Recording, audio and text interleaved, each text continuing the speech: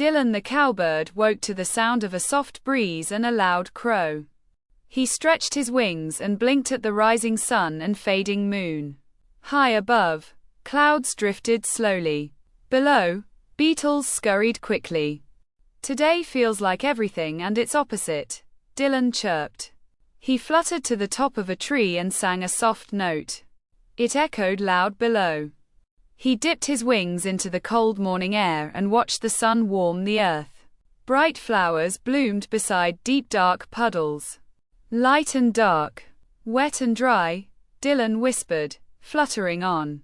He landed beside a sleepy owl just waking up as the squirrels dashed and played.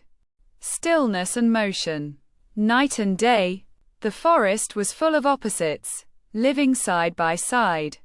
He flew toward a field and soared above soft grass and prickly thistle. Silky petals brushed him. Sharp stems scratched his toes. A gentle raindrop kissed his feathers. A gusty wind chased him down. He laughed and spun through it all. "Hello, opposites," Dylan called. "You make life sing."